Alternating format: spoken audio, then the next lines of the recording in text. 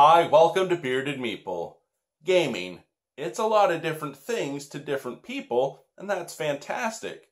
Some people, it's all about the competition and they want to win all the time and crush their opponents, and there's nothing wrong with that. But for myself, I like to keep things light, and really I'm just there to hang out and have some fun with my friends.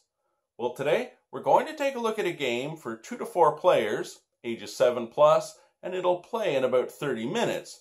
Now, I thought it was a fantastic gateway game, or something for those that like to keep things a little more casual. Better yet, I thought it was a really good family game, because it's not dumbed down, so to speak, to be a kid's game, but hopefully it'll draw them in, and they can enjoy the hobby for years to come. It's all about living in the palace you've always wanted to, and it's brought to us by Rebel and Asmodee. It's Dream Home. Let's take a look at it. There are a number of components in the game. We have the main board that will create the market of the resource and the room cards, and each player will get a house in which they're constructing their dream home. We have decor tokens that you will use to accessorize your house if you're able to get the correct cards. Each player has a player aid, and we have the score sheet. Let's take a look at some of the cards and the gameplay. On the main board, there are 2 types of cards, resource cards and room cards. In the resource deck, we will see things such as a section of roof, decor, a helper, or a tool. These are cards to help you modify your house as you construct it through the game. A room card must be played immediately and can't be moved unless a particular card allows you to do so. Certain rooms belong in certain sections of the house, and as rooms expand, if they have the same type of card adjacent, their point value will increase. As you take cards from the main board, you do so in a set from top and bottom. In the leftmost column, the player that takes this set gets the house token, and they become first player for selection for the next round. When placing a card in your house, there are a few simple rules. A room card cannot have an empty space directly below it. A basement card must be played in the basement, the other cards on the other 2 levels.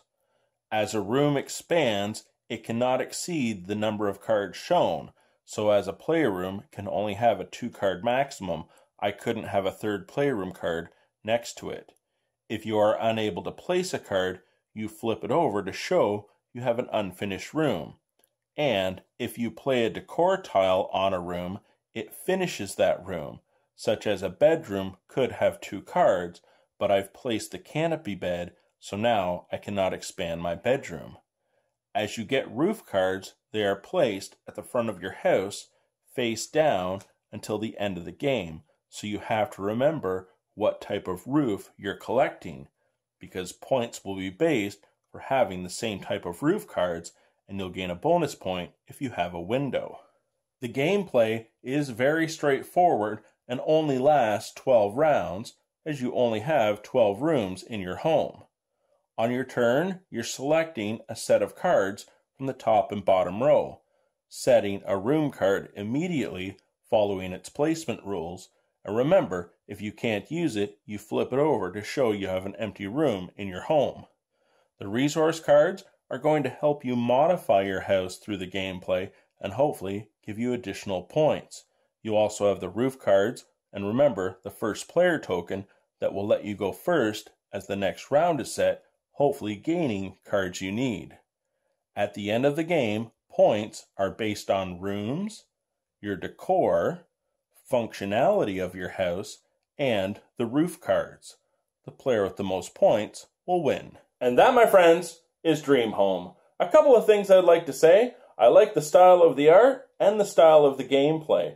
I like going from the one board, selecting the 2 cards, one being a room to add to your house, following the rules, and the other being able to alter your house as you build it through the game. I like the fact of getting the extra points as rooms expand, and I love the double-sided cards. If you can't use a room, well, then you have an unfinished room in your house, and it shows. The game is light and simple. 30 minutes, I think that's being a little generous, because once you get to know the game, you're easily going to play it in about 20.